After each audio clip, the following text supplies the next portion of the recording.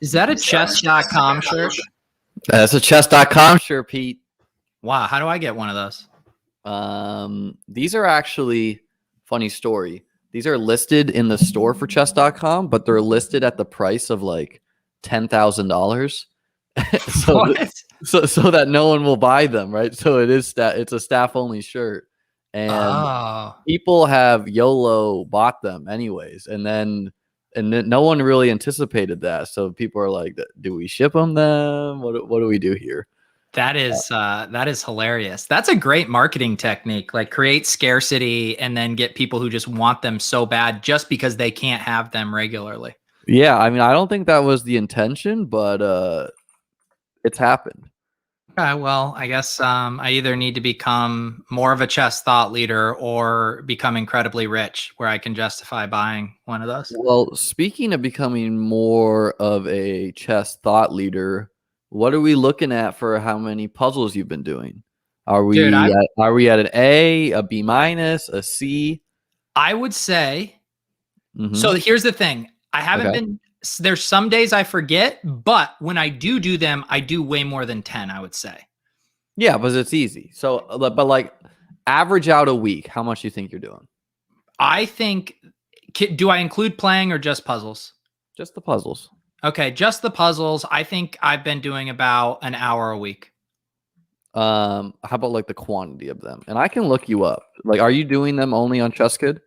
I literally did a few earlier. I will say though, the quantity, I'm not sure because lately I've been getting slower because I have to, like early on, they were the easy ones and I was just moving through them. And now I'm actually having to stop and stare at these for a while. Okay, in the last 7 days, you're at 19. That's not a great number. In the last 30 days, you're at 93. So I want you to be doing about 100 a week. 100 a week? You're at about 100 a month. We're going to have a tough conversation because my schedule's only getting busier. Well, maybe like you're making a draft pick. It's a long 1-2 turn. You get a couple puzzles in there. Sharpen the brain up, and then you get another pick in. You got to multitask here. How about can we celebrate the good, which is I'm now firmly above 300 rating on chess.com. I think I'm at 333 now. I'm all about the positivity. That is that's a great achievement. And what I think we would do today is for the past couple lessons, we've leveled you up. We've taught you some concepts, some endgame concepts. And I think today you and I would just jump into playing against each other on the analysis board. Okay. And I just want you to make your moves. And really, this is about getting behind what you are thinking about. So I don't really care the move you're making. I just want you to like justify the reason for it. And I'll do the same kind of like why I'm doing moves sometimes. So I think that may be helpful. Okay. So I am going to invite you to the analysis board here. Let me know when you get that invite.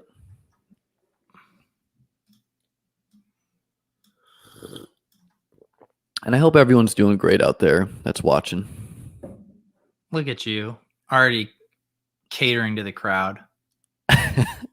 Hey, it's the 4th of July coming up here. One of my favorite holidays. Is my invite under live chess? Yes, and click play in live chess. And I'll just invite you again. I just started a game. Oh, Pete. Don't. Okay. What are we doing? Are we going to resign this game or are we going to? Yeah, we're going to resign. Oh, no, click abort. You can click abort there. Where's abort? Great start right now. See, this shows you that I never abort games if I don't know where the abort button is. Oh, here, well, abort is like means you didn't play the game. Here, let me get okay, so you are in here, I believe, right? Yeah, okay. Now, at the top of your screen in the upper right-hand corner there, next to the analysis button, there's that little cog. Click that cog. Yeah. And then click the bottom button there. Or don't click it. Hover over it, my bad. And click that. So exit out of this, whatever this is. Hover over that and click that. Yeah, click that button. And now you can see it from your perspective. Okay. So I'm playing e4. What's going on? I've been getting my knights out in this spot. Okay, but when you're playing this move knight f6, hmm do you have a plan for if I play e5? If you do that, I generally move my knight to d5. And what if I like just keep on attacking you, like with c4? Look, my point here is that like the opening we kind of went over is against e4, we just play e5, and it's fine if you want to play the Alekhines defense. He's actually a hero of mine, and that's Yeah. kind of one of the reasons I've been doing that. Oh yeah, I imagine that's why. Big fan, big fan of his work. Have you read my system? I haven't, but it's on my to-do list along It, with 100 chess puzzles a day. it's regarded as what I like to call it is the Bible of chess study. Is it like Doyle Brunson's super system for poker? Yeah, basically, and it's like not all the concepts hold true today, but definitely one of the big chess books out there. But basically, like I want you to have a plan for move 2. So we shouldn't be like winging move 2 where it's like, oh, I think I put my knight here, and then I get attacked again, and what like, you know what I'm trying to say here? Like Yeah. you don't really have it figured out. Where I would just say, let's just rip e5. This is Okay. very normal chess, and let's go from here. Okay, so I'm going to develop my knight and hit the center. Okay. So my thought process here is I want to protect my pawn. So I might just go pawn to d6. Okay, so that doesn't develop a piece though, right? Because what are the 3 things we must do at the start of a chess game? Why doesn't it develop a piece for providing an avenue for my bishop? A pawn is not a piece.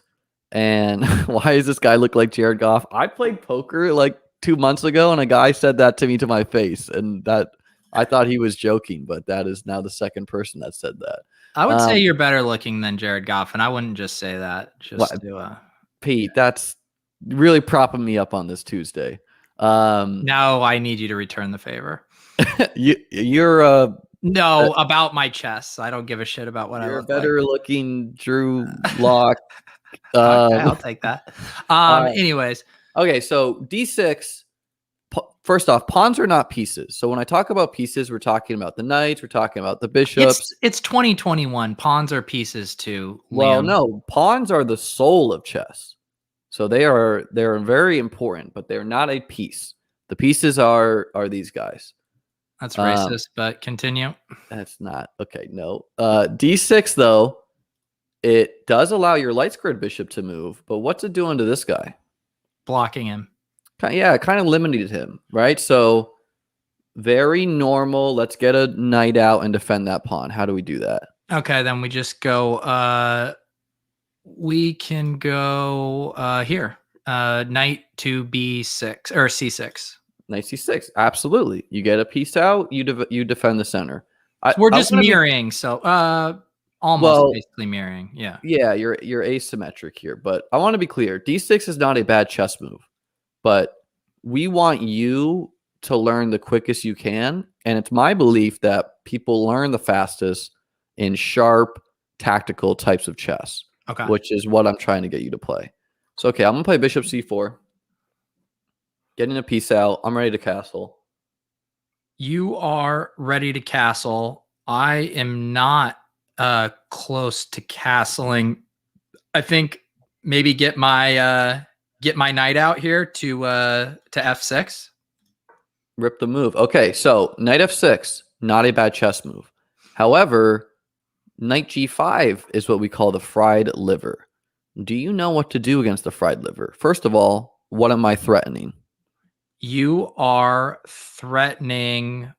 Well, you can take either of my pawns there, but you could go in the middle and fork my bishop and queen. I seen. Well, this would. Can tell me the piece I'm moving and tell me the square it's going to, because so I was saying if you move your knight to e6. Okay, that's a terrible move. That's talking like a 150. You're a 300. Because I could take up with the pawns, whatever. Yeah. So lazy on me, Pete. If you go to I guess I don't know what you would do here. I mean, if Where you go where to are my F pieces coordinating on? on my queen, What square specifically are they both attacking? they are both attacking F7. Correct. Now, which piece do you think, if I had a prep, like if you just do the move a6, what am I going to take f7 with? Your oh, I see what's happening here, because I'm gonna have to defend it with, you're gonna take it with the bishop, because No. then you can, If I take it with the bishop, I get a check and your king moves. yes. And then I have to move my bishop and we play chess. So I want a pawn. What happens if I take with the knight? Then I have to go, I have to defend with my king, and then I'm checkmated. No, that's not what was happening. What is my knight attacking on f7? The queen. And? The rook, you got me forked. I got you forked. So you cannot defend both pieces. Which piece would you save? I am going to save the queen. And then I'm going to take? The rook. The rook. So you would lose a rook here, right? And you'd probably end up getting my knight, but that's not how you want to be starting. Mm-hmm. The whole point I'm trying to hammer home here is against this move, bishop c4, I would always have my students play the move bishop c5. And the reason is what happens if I play knight g5 now? Let's see. If you play knight, And turn off your evaluation in your lines. I don't think you're looking at it, but in the upper right-hand corner, you can see how you can like toggle the evaluation. Turn that off. Yeah. oh, gotcha. I was not looking at that. Let's see. So, what was your question again? Why can't I do knight g5 anymore to double attack f7? Because I can just pop you off with my queen. Absolutely, right? So this would be a blunder. So now I want you to play bishop c5. I'm going to castle. And now what happens if you play knight f6? Play knight f6 now. And now I'm going to try the same thing, knight g5. However, what resource do you have available to you now? Well, I can take your pawn with my knight to e4. That would be a blunder. Tell me why. That would be a blunder, because then I would have just given up my knight. Because my knight attacks backwards, correct? Yes. So how can you defend f7 that you could not do this move before? I could defend f7. Let's see here.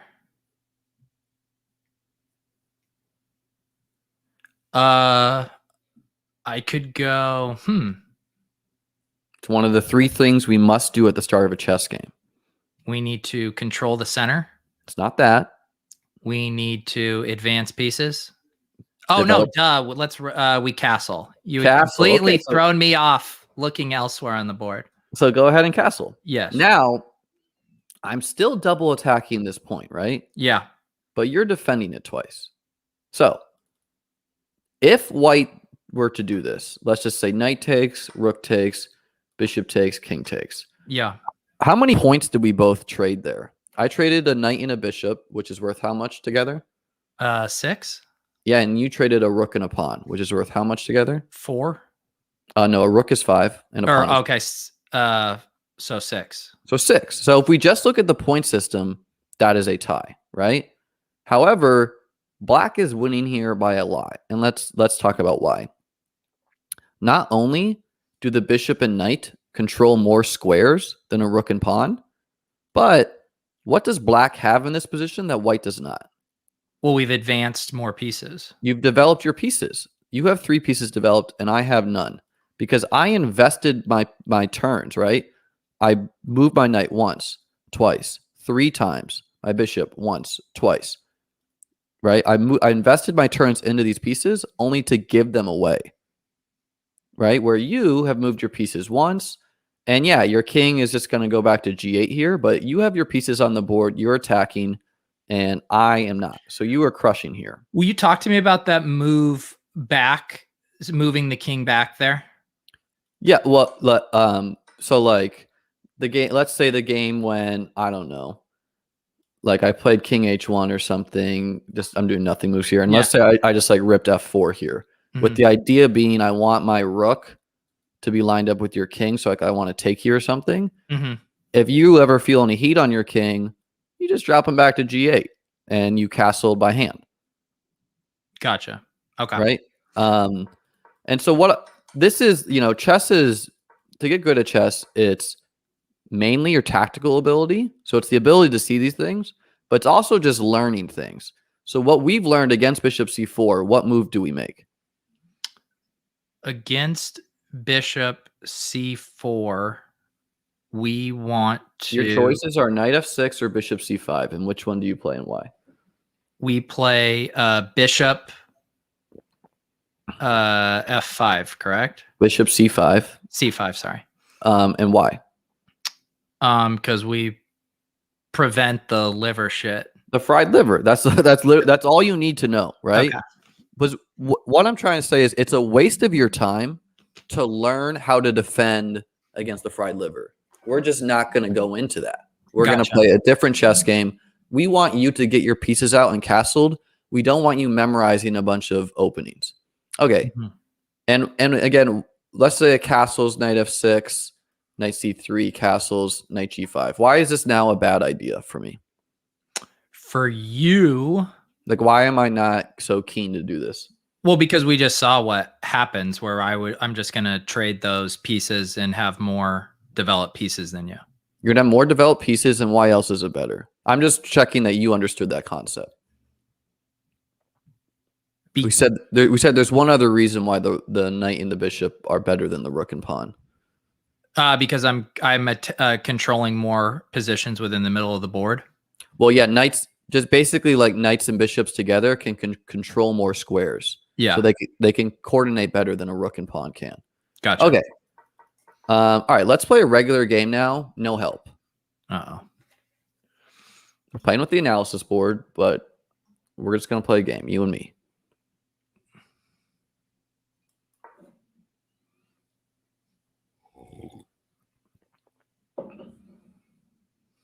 I like that you're thinking.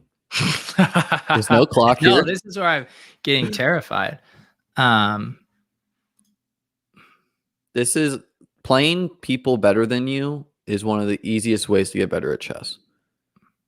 Okay. If it's free, it's for me. Shit, I already saw. I knew that was coming. I'm playing for keeps. Got a reputation to uphold.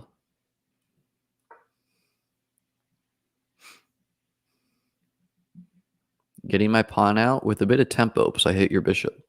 Yeah, and I'm now seeing here. Pete, blink thrice if you need help. No helping. No helping. No, see, these guys already they love giving the answers in the chat, but I don't look at the chat. This was from earlier. Well, unless they have an engine up, I'm not really worried about their assistance. So I'm in a weird spot because I have to. You know what I think I'll do? I think I will, because I want to protect here. And I'm forced you to move your king. And now I don't want you to be able to take my pawn. So again, I'm going to get this tempo by hitting your bishop. Okay. I see what we got going on here. I'm once again in the similar spot, which I don't love. Seems like I'm going to lose this bishop. I'm getting that Florida thunderstorm right now. I guess I can just retreat it if I don't want to.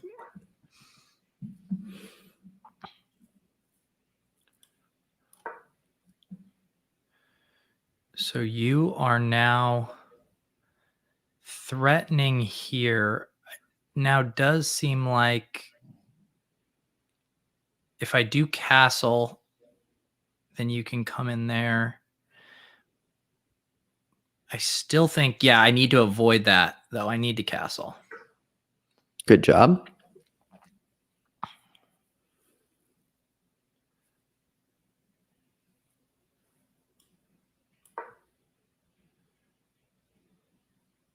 Moves the queen to protect my knight to e4. Yeah, I'm being like, I have won a pawn. My mindset is if I don't make a mistake, I've won the game. Right. Because you're already up. It only takes a pawn. Yep.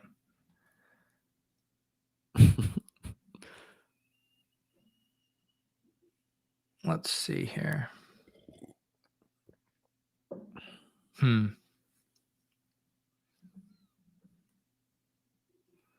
How are you finding the summer schedule? No job this year. Are Don't you talk to me when I'm thinking.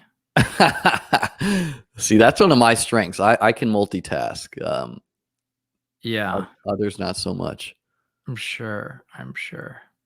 I find it hard to believe you can't though, Pete. You're ripping these.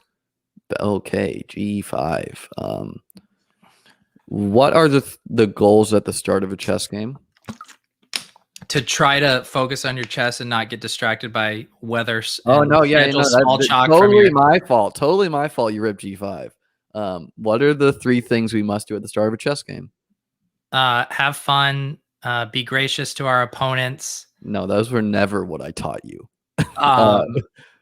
We need to advance our pieces. We need to control the center. Yes. We need to develop pieces. develop pieces and Castle. Does G5 accomplish any of those things? No. No, actually, it is it's a negative move because it weakens your king because you're moving pawns by your king, and you're giving me free things. Gotcha. So G5, bad move, but we're not getting no takebacks right now. You gotta learn the hard way. A better move would have been something like getting your knight out, finding a way to get your bishop out. So I looked at the knight, but then I figured we would just be trading right here. It's tough. You don't want to trade, but like you got to get your pieces out. You can't just let your knight sit at home all day. Okay. So you got to like weigh the positives and negatives of a move. Gotcha. What was the thought process behind G5? Literally nothing else looked appealing to me. Because I looked at this and I was just like, we're just going to trade. And so that didn't seem like something I wanted to do, being down a piece. Yeah, I mean, I am going to trade here, but it's actually not like the best for me necessarily to trade. And I don't even know if I want to trade. Because now I'm up 2 pawns. So I am going to trade, though, because tactically allowing me to trade is now a blunder as well. Because what is my bishop doing to your knight? You're threatening my queen. There's a chess vocab word we taught you. Oh yeah, what is it? It's not a fork. It's not a knife. Something splitting. It's a pin. Pinning. Yes. So yes. I put pressure on your pinned piece here. Yes. Now there is one move you have. Actually, no, you're gonna lose that knight. You're in trouble here, Pete. I'm not gonna lie. Yeah, it feels like it. But we'll go over this game at the end of here. Let's not. Well, do you want to get better, Pete? I guess. You're coming at me with like hands crossed like right now. So I want to protect. I think I just need to move my queen, right? Because I'm going to be losing. There are no good moves in this position for you. Yeah. But I just want you to play it out so that we can review it at the end. Okay. So I'm going to take with my bishop here. Yeah. Not my pawn, because I'm not eager to trade queens, because I'm the one that's attacking. Yeah. Let's see. I don't think that's an option. People are giving you a resign in the chat. We're on the analysis board. And 2, my coaches told me never to resign because that's bad form. So please I'm happy you have you at least tell me this. Have you timed anyone out and made them sit through? Ever since I admitted to that on the stream, I completely stopped doing that. Once you become a 300 plus rating on here, I mean, you really mature. Yeah, leave that behind in the 125s. Okay. So yeah, this I feel incredibly trapped here. I am going to do this. Okay. So that was a great move because you stopped me from checkmating you right away. But I'm going to do this.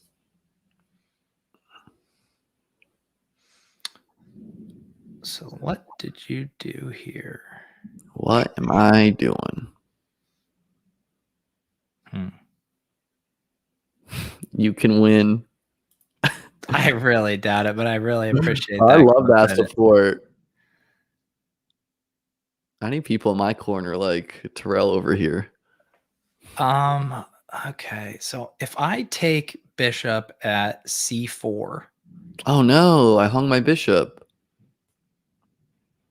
Wait, are you kidding? I don't know. Yeah, because then I can still take my queen if you take my Okay, now you tell me, how am I going to checkmate you? I want you to find this. You are going to checkmate me by going queen to g3. Correct. Queen g3. And now it's not checkmate quite yet because you do have the move bishop g4, but then I take, and now you are checkmated. So what go back? So we're going to let's go over this whole game because it's just way too hard once my bishop takes. Like checkmate is coming. There's nothing you can do. How did we go from Terrell Davis at 345, you can win, 346, checkmate? Literally within a span of a minute. That's chess, man. It comes at you fast. All right, so let's go over this game. We started off. What was the move that we were supposed to play here? We were supposed to get our knight to g6. Or g7. Sorry, f6. Does knight f6 defend your pawn? No. No, we were supposed to mirror. Knight to c6. Knight c6. Knight c6 would have been the move there. You played bishop c5, and I took your pawn. And then you got a piece into the game. So, okay, you made one mistake, but you're not making it two. Because that's something that happens a lot in chess. People make one mistake, and then they get frantic, and then they totally forget their plans. But okay, I played d4 here. And now I don't like this move, bishop b4, because you're just doing a check to do a check, right? There's no additional thought process.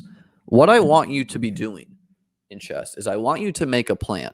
I do not care if your plan is bad. Well, so hang on, let me tell you my thought process. It wasn't doing a check to a check. It was, hang on, sorry, where was my bishop before this move? Yeah, so I didn't want your pawn to take my bishop.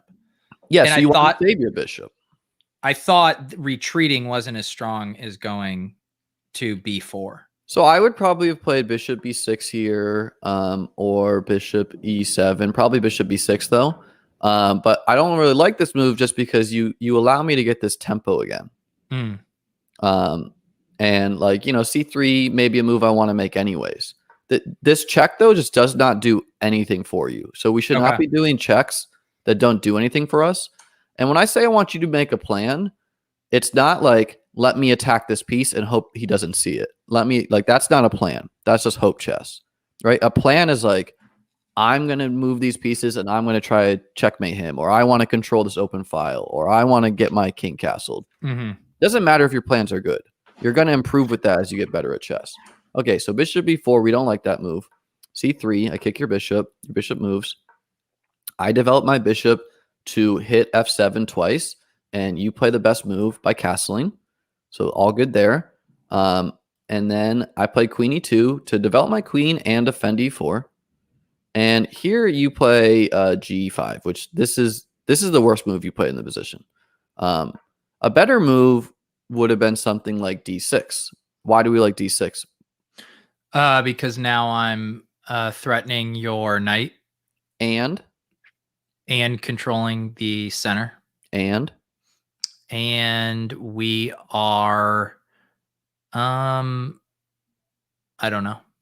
Well, what can move now that couldn't before? Oh, we've created a space for my bishop. Yeah, so a good move in chess does more than one thing, right? So you did 3 good things with this piece. You gain a tempo, meaning time, by hitting my knight. You're allowing bishop to develop, and you're hitting the center. G5 is just a terrible move because not only can I take it, so you're not looking at where my pieces are attacking, but when you don't know what to do in chess, moving a pawn should be one of the last pieces we move. Okay. For the reason being is, what can pawns not do that every other piece in chess can do? Move backwards. Yeah, they can't go back. So once you move them, they're there. And the other thing is, when you really don't know what to move and you only have pawns, the pawns by your king should be the last pawns you move, because moving these pawns makes your king weaker. So G5, bad move. Of course I take. And then knight C6, this is just a 2-move tactic, which I think is a little advanced for you to see at this time. But to me, what I saw was I get to take the knight. You have to take back with either piece. And then I get to play the move E5, putting pressure on the pin piece. And from here, there's really nothing to analyze. You're just going to get checkmated soon. Like, this is coming. It's pretty much unstoppable. Okay. So I think what would be helpful is maybe we jump into you playing a game, and do we rip a game of Hand and Brain? What are we thinking? Yeah, that sounds good. All right. What did you take away from this lesson, if anything? So it was, I think I have not been prioritizing enough the importance of developing pieces, and specifically how I've been developing pieces. Like, in my head, I'm getting my knights out quickly, but then I'm not necessarily doing it in a smart way. So I think it's developing pieces in a smarter way is something I need to do. Yeah. And I mean, I'm a bit of a unique chess player in that I got a lot stronger as an adult, which is kind of rare. Like, it's like where you're at as a kid, that's kind of be your base level. It just gets harder to get better as you get older because you have less time. The neural pathways aren't there. But when I first taught at New York City, I was probably about like 1,200 rated, and now I'm about 2,000. So that's a bit. And chess is exponential, and it's harder to get better as you get better. But I remember, and why I think I'm a good teacher is I remember how I used to think at different levels. I don't remember ever thinking at a 300 level because since the 4th grade, I've not been there. But that seems kind of mean, Liam. Well, it's just a fact, Pete. But it's not meant to be mean. But what I remember for me, what made a big jump is when I became obsessed with the idea of let me get my pieces out every turn, there was a big jump in my chess. And for you, it's just like you've not done the tactical work yet, right? Like, no. Once you get the puzzles under you, you're going to get better. But, you could kind of relate chess a little bit to fantasy football, where just like there's an opportunity cost if you draft, 17 running backs, you don't want to be moving your pieces more than once, right? Because if you move your bishop more than once, you're not getting out your other pieces. All right. So I don't know if you want to take a challenge from a friend there, or if you just want to jump into the pool. I saw some people challenging. Yeah, feel free to send another challenge. I don't know where those invitations went. Hopefully you are around Pete's 300 ability. Yeah, let's do Frankie again. That one was pretty fair last time, I want to say. Frankie, are you ready for the big lights? Willis, I see you. We can do you next time, but I need Frankie. Are we doing Hand and Brain? Let's do it. Hand and Brain. You're taking over at 2 minutes. Yep. All right, pawn. All right, we're playing the English. I still don't know what any of these fucking names mean. Like, stop pretending, Pete? Pawn. How do any of these have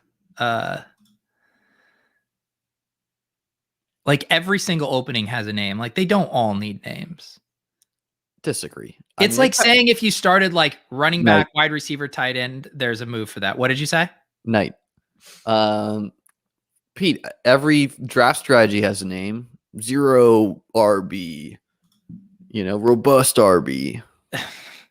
Right, but I'm saying it would be like the variations. It's like if you're doing 0 RB, but you take your tight end in the 4th round, that's the Overzet. I mean, it's just like we don't need that. Well, Pete, chess is thousands of year older than fantasy football. You don't think in the year 3000 people are going to be like, once they've given like, AlphaGo the ability to draft and he's analyzed like, oh yes, you're using the 4th round tight end Overzetian strategy. Knight. That was something I was thinking about the other day was, how are you familiar with AlphaGo? No. Or AlphaZero, sorry. So AlphaZero is a program made by Google, and it's a machine learning the QB Gambit. Love it. It's a machine learning program where basically the way that a lot of let's go with Bishop. The way that a lot of chess engines work when they were first made and like up until very recently is they would brute force calculate. So what I mean by that is it's humans told it, these are the rules. Humans told it a bishop's worth 3, a knight's worth 3, and they would just, program it, and they would give it opening king. They would give it opening databases, they'd give it endgame tables, things like that. And it would literally just calculate like a million variations deep, like looking at every single move and saying, okay, this move leads me to the lowest number or the biggest number. So like this is the move to play. That's not the way that these machine learning programs learn. The way that they learn, let's do pawn. The way that they learn is they are told the rules of chess, right? So they're told these are how the pieces move, and they're told nothing else. And then they just have them play against each other. So they, and then like it's not told a bishop's worth 3, a rook's worth 5. It just plays itself. It tests different things, and then it plays itself like, a bunch of times. And compared to like looking a million variations deep, it looks maybe like 60,000 deep. And that's the move I wanted you to make. Great move. It took me a while to process through it, but I got there. I know I'm speaking at you while we're doing it. And so that's how it learned, and it was able to beat these other programs. And also, they later applied this to Bishop. They later applied this to you're playing good, by the way, Frankie. They later applied this to poker, where they used a similar machine learning program, and this poker robot destroyed all these poker professionals. Yeah, no, I remember that. Also, give me a move. I said Bishop. Oh, I didn't hear you. And so the question to me is, when are they going to apply these machine learning things to fantasy football? Like, I don't know if you were in the best ball streets last year, but I remember I was, and there was no content at all. No, I mean, the content has blown up this year. And with content comes prize pools, and with that is going to come the stat geeks to just destroy fantasy football with these machine, or maybe football's too random. I don't know. Let's do Bishop.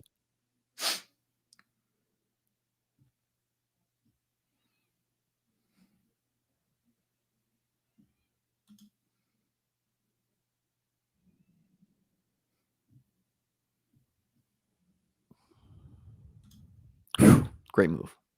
Saving our bishop. There's something else I wanted to say, but I'm forgetting it now. Queen?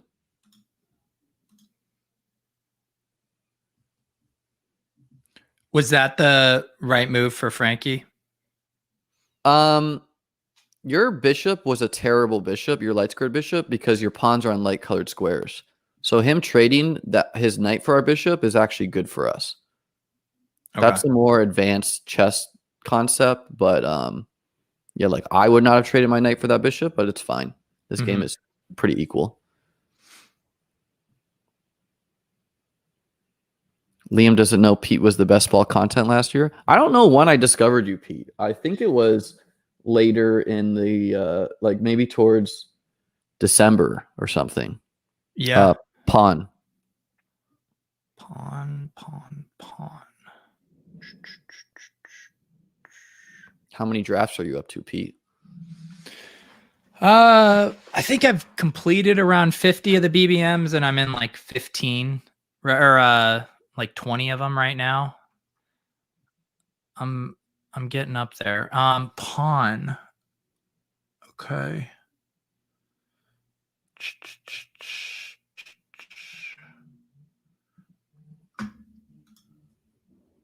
I don't know if I see what you're seeing.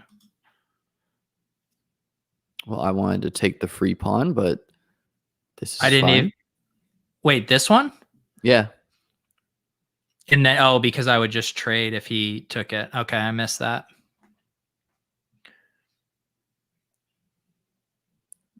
Yeah, last year I started doing weekly best ball strategy streams. Probably in like it was closer towards the end of the season though. It was probably like mid-July I started.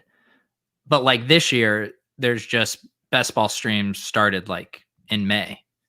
It was just completely different. Pawn. I did it only on DraftKings last year. I had a pretty good year, but it was my first year doing best ball, and I shot took in some of them, and I was just like very confused. Like I thought I had a solid strategy, and then I saw people like CSU Ram and Brandon Adams taking Darius Geis, and I was like, man, do they know something I don't know? Like that. Was this on DraftKings? Yeah, I remember being visibly concerned, being like playing with these high stakes guys. Like, man, maybe they just like have access to info I don't know. But it turns out Brandon Adams didn't. So for DraftKings, if you do not hand select a player or adjust your rankings and you let it just auto draft, it cancels every single one of your entries. And so all of his entries were dead. And I was in with like, let's do I Rook. didn't know that. Say that again. Rook. And so he just set his on auto draft and clearly just thought he'd be like plus EV for some reason. And all of his entries were dead. So it was like now all of a sudden you're competing with like 11 people instead of. Yeah. I had no idea that they invalidated entries like that. Yeah. I mean, it was, it just had me pawn.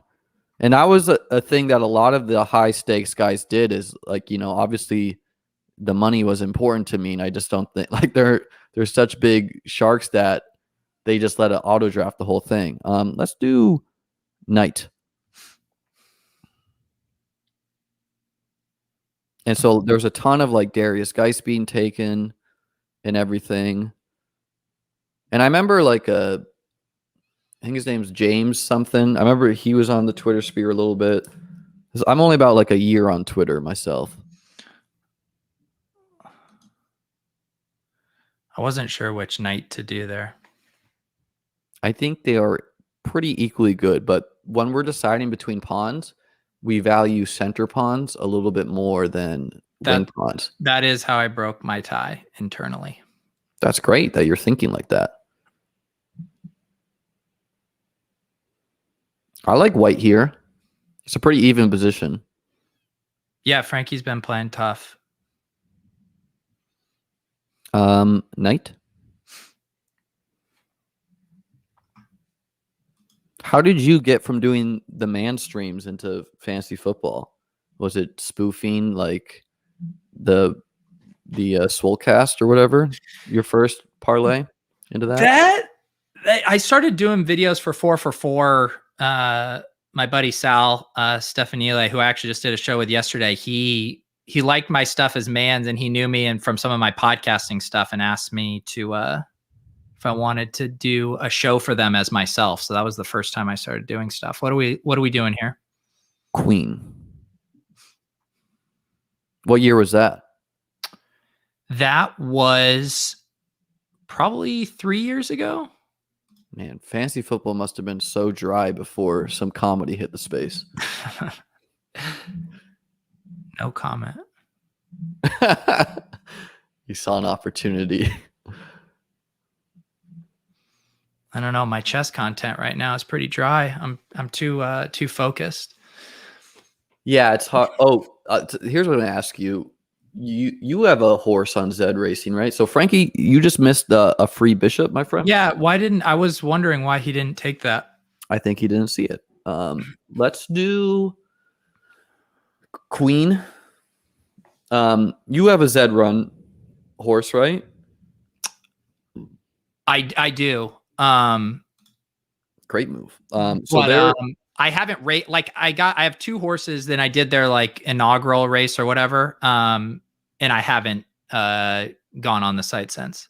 So there I was at like 12:30 East Coast time, about to fall asleep, scrolling the Twitter sphere. Oh, the breeding last night? And the breeding dropped. And I don't know if you know anything about Zed Run, but it is a shit show half the time, where like they'll release something and then they'll close it up because, like it just like Top Shot. It's just still like Top Shot. yeah. It grew exponentially. They're not ready for the size. And so I was like, okay, I need to get on the breeding right now. And okay, let's do Rook. And so I got the breeding done. I got some baby horses. I might stream some races later. What kind of how good of horses do you have? So I made a mistake. I invested with some friends in a Z4 Genesis unraced horse, and like that's our like king stud that you bought off, like not in a drop but off market. I bought that on OpenSea, yeah. And I listed him first in I studded him out. By the way, his name is Workout Time, which can't think of a better name for a horse that's going to get studded out. And so I studded him out at like the cheapest price because I was like, oh, I don't want to pay a lot to breed with my own horse.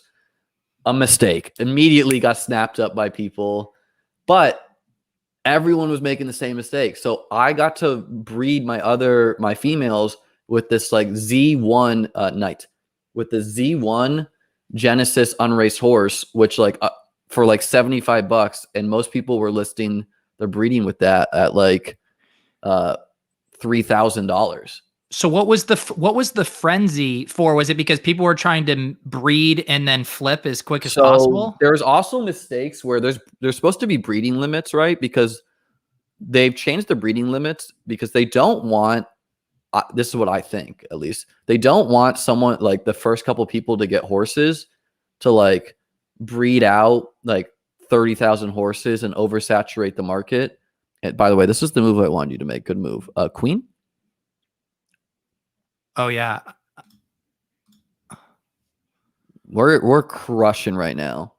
And just so I know, I think if you weren't here and I was in that exact same spot, I think I would have done knight. Is it just better to get queen closer to the middle of the board? They are very equal moves. I just saw the free queen and I just said queen. I wasn't a ton of thought. Okay. Honestly, we're a little fortunate. Our rook is defending that bishop. So the breeding limits are you're only supposed to be able to breed one female now a month, and like the male limits are down to 3 or something. That did not happen. There was mistakes. People were getting their male horse, like my male horse got breeded with 12 times. I did not get 12 stud fees. Really?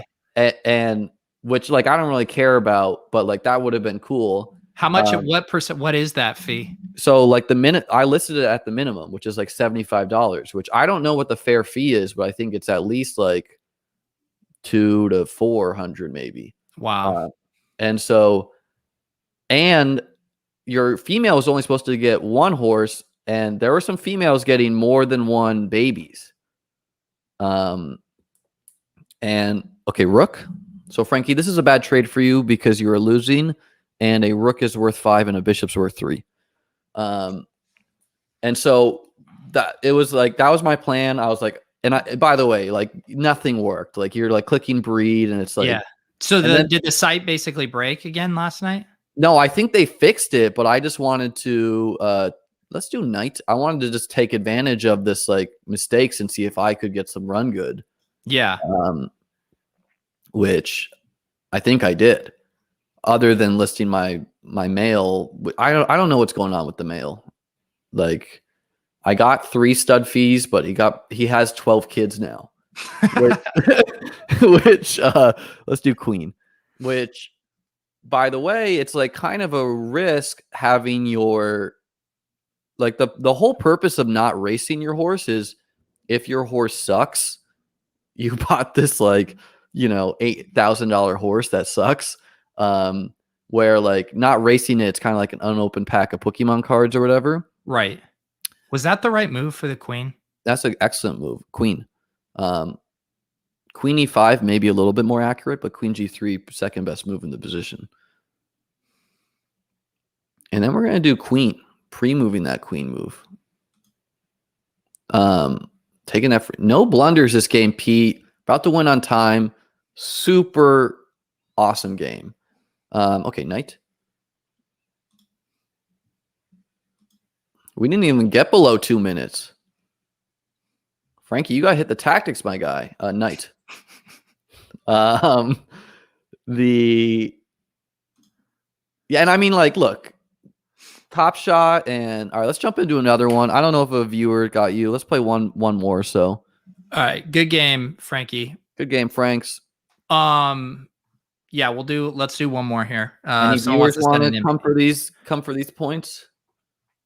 Oh, yeah, I logged into the Discord this morning, and I normally tap through the threads, shit, Joe. And the amount of like messages in the Zed channel, I was like, holy shit, what the hell happened last night? Well, like, and look, I mean, come on, like, it's impossible to please everyone, and like people are complaining like way too much where they're trying their best here. Like I was kind of pissed that they were not going to open breeding before another drop. But whatever. Like I believe in the long-term product of that. And I just wanted to get some babies because I want to race them, and I don't want to race my like expensive horse. God forbid, like it sucks. But it's a risk breeding your expensive guy because if the babies suck, that's not the best. Right. If I'm not getting an invite here, should I just play a rando? Let's go take those internet points. All right. Yeah, I guess if no one wants to do this. Not after they saw that game you just smoked out. Pete, I think you are better when you're a little distracted. Like I was talking about some other things there. Good luck, Gory. Let's do pawn. We practice this. Just gotta avoid that liver. This guy's from Germany, right? Knight. Have you been watching the Euro Cup? Pete, this is not the move we went over. Oh shit, I'm sorry. Okay, interesting. Let's do pawn.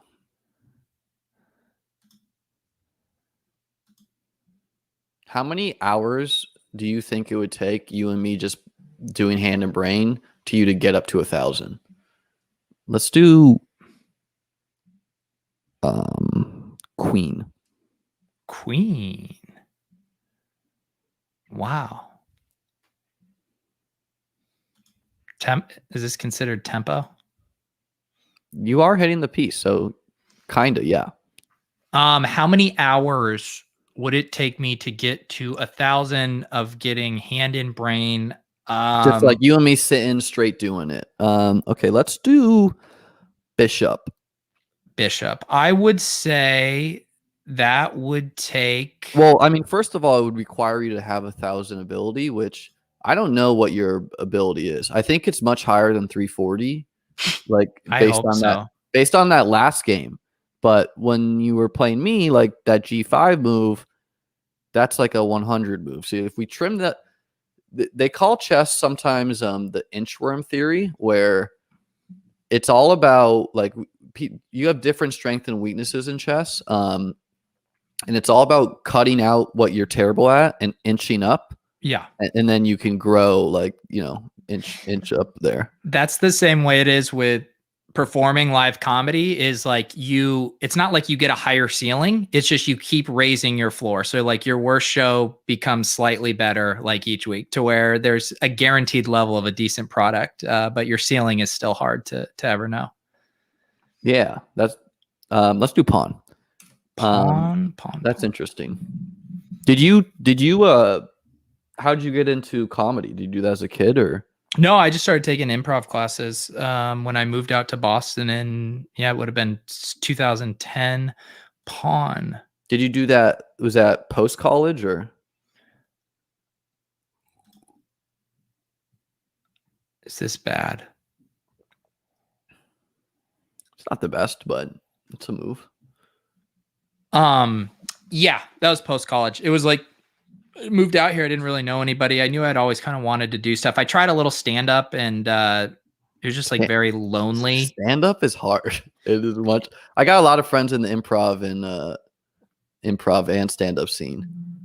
Yeah, the stand up, it wasn't that I thought it was hard. I actually find it less nerve wracking than even improv, but it was just like no camaraderie. Everyone's angry in the back of the open mics, just like working on their own jokes, not paying attention to anyone else going up. Like it's just a more solitary exercise where improv is literally a team activity and there's way more camaraderie to it.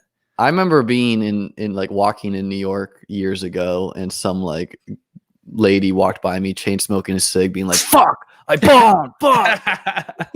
I was like, "Ooh, I feel for you." Gonna get better. That is not unique to either. Bombing is. Have you ever bombed? Oh yeah. Let's do pawn.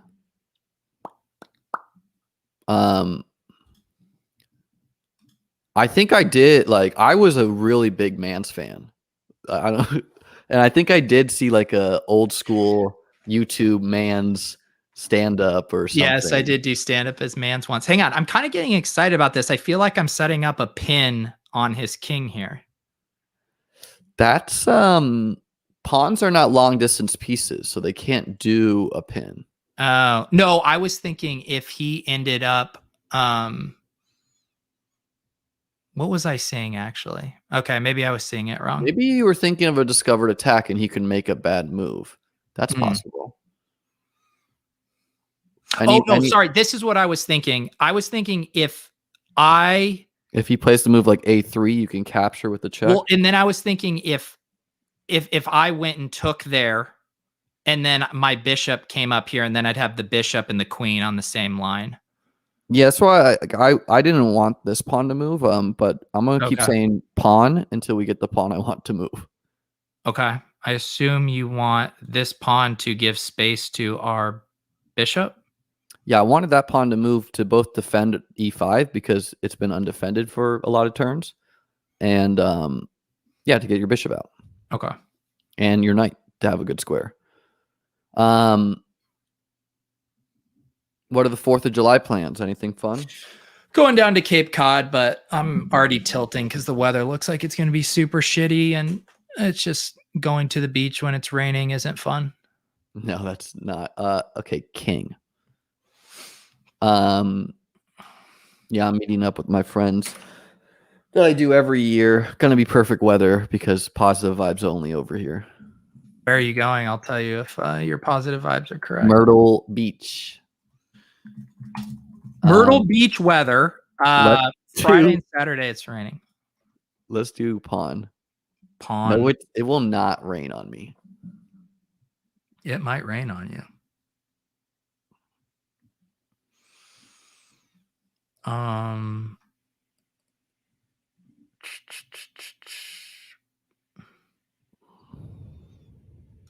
Doing a good job, man. That's the move I wanted. I want that knight out of there. Go away, knight. Be gone, knight.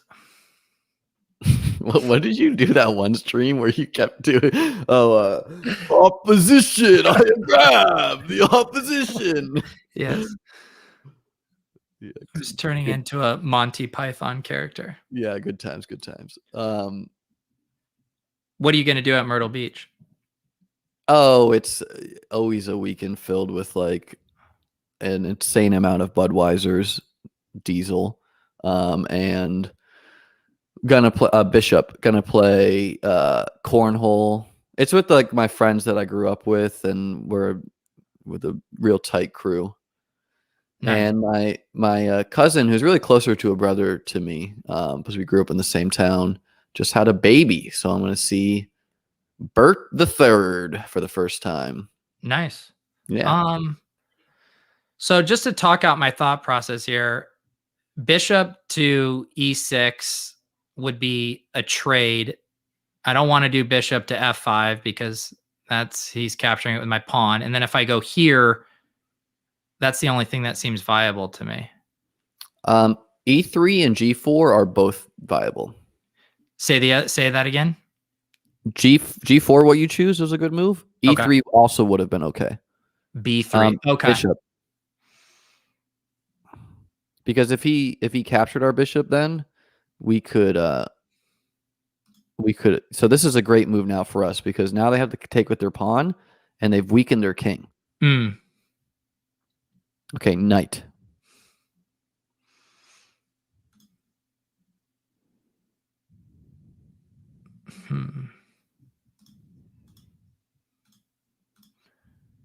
What? Clicking them both, seeing the squares. Yeah, I mean, I mean, the only move I can really do is here. That is a good move. However, what have we not completed? We have not completed our... We're not controlling the center. We've not completed our development. So, I mean, every other move with that knight was... Well, you already moved that knight. Is there a knight you haven't moved? Yeah. I didn't see what I was... You just got to move them because if that knight doesn't play, your rook doesn't get a play. Gotcha. Right? It's a compounding problem. So this was just like, it wasn't... It was a bad move because of opportunity cost, but in a vacuum, it was just whatever. Yeah, it's not a terrible move. Any knight. Now this is I guess it doesn't matter. Yeah, they were both fine there if your other consideration was taking the pawn. Yeah, and now your rooks are connected. What does that mean? Like I can kind of like they can physically see each other. And I guess I mean I get that. Why is that important? They just work well together. Let's do like rooks work well as a team. They protect each other. Okay, so we're trying to attack here. So we got to get our pieces over to the king's side. So let's do queen. Queen. We're trying to get our pieces over to the king's side. Yeah, baby. That's a powerful move there, Pete. Without you telling me queen, I never would have. So talk me through that concept of getting your pieces to the king's side. Well, I want to see what you do next turn before we do that, and then I will. Okay. So I don't want to help yet. Okay. Because queen d8 by itself is not good. Okay, let's do queen.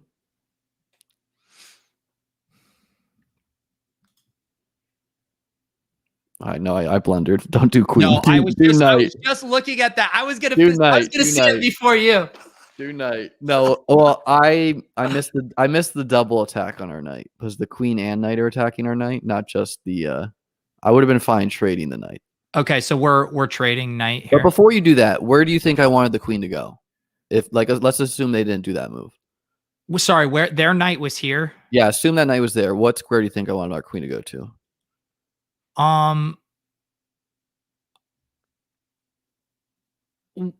So I can't go to G5. So then I assume it would be F6. No, it was not F6. What are we doing there? H4. Yeah. H4. Yes. Okay, knight, but knight though. Taking is fine there, but also knight F4 would have been fine. Knight F4. Okay. Because now your knight is like bearing down on that king. If they take with the bishop, you take with the pawn, and you open up a square for your other knight to jump into E5. You're just getting pieces closer to his king. Yeah. Right? Because it's kind of hard to like, now that once they take back, it's kind of actually hard to get our queen over to the king's side. Right. So we're going to have to get creative.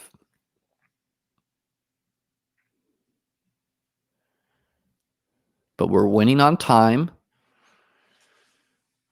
That's probably half the battle with these below 400 games is just, wow, okay, they did not take our knight. Well, he couldn't because I had a check on the Oh, king. it was pinned. Good job, Pete. Knight. Knight. That was a free knight. Not gonna lie, I was sleeping. Okay, so I am a little confused what to do here. Well, look at your knights and first go through the thinking process. What are Yeah. my checks? What are my captures? See Yeah. what you get there. So I can capture his rook at Okay. F1, but then his king or queen would just take my knight right there. Okay, but what's the trade in points? But that's a 5 to a 3. So that's like as deep as you have to get. Yeah. Okay. 3 for 5. I'm already winning by a whole 3. Great for me. Okay. Bishop.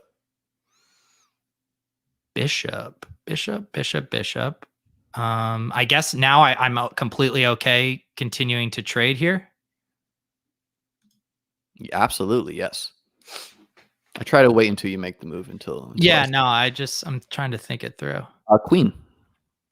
Queen now is You're winning by 5 points. Trade it all down. Go win. Okay, I want to go at 2:30. You're taking over. So we got 20 seconds left as a team here. Yeah. Okay. Get that queen in there, baby. Eric Z knows. Queen H4, Queen G5, equally good moves there. Say the other move that I didn't do that was equally good. Queen G5. G5. Gotcha. I don't know what I play there. Probably H4.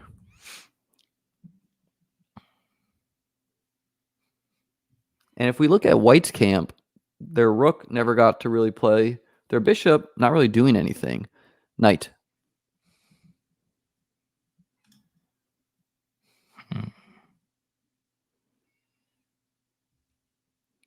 Knights in particular are the pieces that have to get up the board to be better. Okay. Because they're not long range, you know. Yes, I guess these are okay. So I probably would have played F6 because we're still trying to get our pieces over where that king is. We're trying to attack that king. Okay. But this is fine. Like if your goal is to trade, that's a good goal then. Yeah. That's a good plan that I like, right? Like that is probably it's a 1A, 1B type plan. My plan, go checkmate the king. Your plan, go trade and make the game easier to win. Gotcha. And it's all you now. I thought I had 20 seconds till it was me. I'm not touching that comment. I don't know what they're saying there. 2:30, it's all you. Oh, I thought it was under No, it's you. Okay. You're winning by 5. Oh God, Pete. Was that awful? Well, you just gave away your knight. What do you mean? That's not trading, that's giving away. Oh God, I'm sorry. Well, now I have to trade queens, right? You don't have to do anything, but you are still winning. Let's just kamikaze this. All right. So the knight was a terrible move, but the queen trade was good. This is what happens the second you're not talking to me. I just fell apart. You still got a minute 30. Do not fall behind. Oh, it's me. It's me. Sorry, I was like, all you. It's all you. Okay, I don't know. Okay, think about the attackers and defenders. You just gave away a pawn, but that's okay.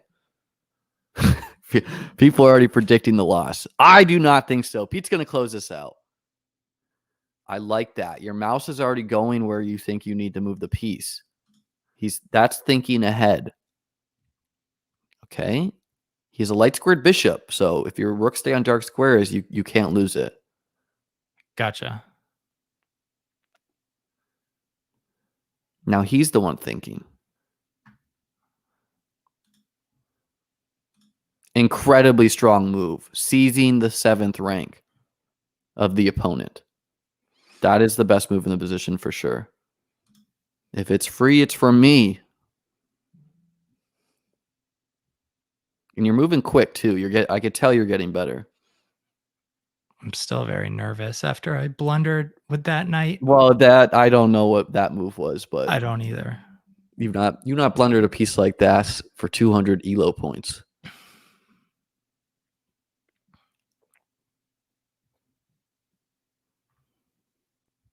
Okay, now you're the one that's up on the clock.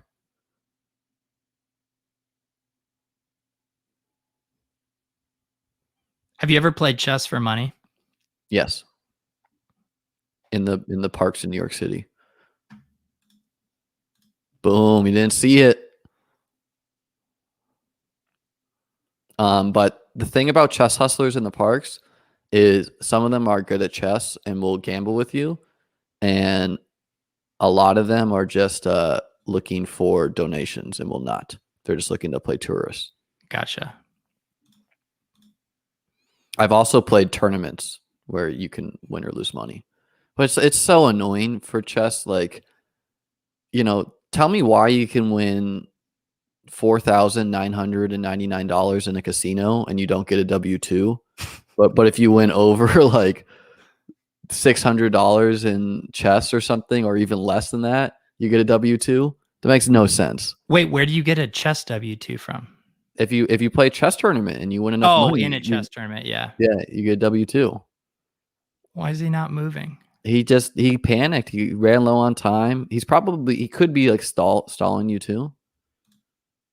Yeah, taking the pawn better there. Trading when you just have a rook and he doesn't also would have been a very simple way to win.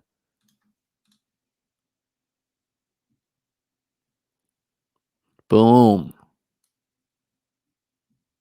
Finish strong here, man. 2 W's. I like that, Pete. Winner. Felt okay at the end, but I'm definitely bummed about that move. You played a really good game, except for the just giving your knight away for nothing. Yeah, I don't know. I completely blanked out there. All right. Well, are we going to call it there for today? I think we need to. It's not our usual Friday afternoon or weekend stream where I got nothing going on, so we gotta tighten this up. But you haven't had 3 Modelos today. But yeah, exactly. Have a great 4th of July, Pete. This was fun. Get some puzzles in, man. I will. 5-10 a day. Listen to that calendar reminder. I know you put it in there. You know what? When I do have the calendar reminder, it's stacked with lunch. Today I had to run to the store, so I didn't eat lunch at my desk, so I didn't get my puzzles in, yada yada. But this weekend I'm going to the beach. It's gonna be raining. I'm gonna be sitting inside all day just doing chess puzzles. Well, take the holiday off. No, it's not my chess. It's your chess. No. This new Deposit King vlog taking to the parks in New York, dude. Liam. That would actually be a fucking hilarious video of you taking me and like me trying to play like these chess hustlers for like $5 and just watching what happens would be a great vlog. I'd come. I'm about it. I like New York. All right, guys. Everyone have a great day. Subscribe, follow me on Twitter. We're coming out with more content, or Pete is, but I myself am going to come out with more content. And everyone have a great 4th of July. Yeah. Have a great weekend, guys. We're back tonight with Club Top Shot at 9 p.m. We'll see you guys then.